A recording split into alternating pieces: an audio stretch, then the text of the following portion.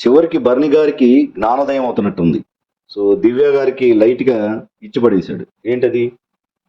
So నిన్ను నన్ను nominate చేసిన రీతుతో అంత క్లోజ్గా ఉండటం నాకు ఇష్టం లేదు. సో నేను చాలా ఫీల్ అవుతున్నానని డైరెక్ట్గా ముఖానే అనేసరికి పాపం దివ్య గారు మాత్రం అంటే మీరైతే అందరితో మాట్లాడుకోవచ్చు, నేనైతే మాట్లాడకూడదా? నేను ఇండివిజువల్గా ఏం మాట్లాడలేదు అంది. సో ఒక విధంగా ఆమె కూడా కరెక్టే. సో ఇప్పుడు ఈయనకి ఇప్పుడు బర్నీ గారికి దివ్య గారి మీద ఓవర్ పొసిసివ్నెస్ వచ్చినట్టు అనిపిస్తుంది. మీరు ఎవరితోనూ మాట్లాడకూడదు, నాతోనే ఉండాలి అన్నట్లు చెప్పడం అంత కరెక్ట్ కాదు. ఎందుకంటే బర్నీ గారు అందరితో మాట్లాడుతున్నారు.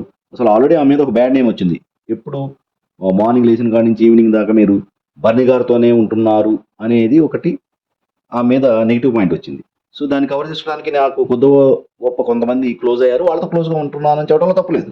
సో ఇక్కడ బర్నీ గారి యొక్క ఓవర్ పొసిసివ్నెస్ దివ్య గారి మీద తెలుస్తుంది. సో ఓవరాల్ దానికి దివ్య గారు ఎమోషనల్ అయ్యారు, బర్నీ గారు కూడా ఎమోషనల్ అయ్యారు.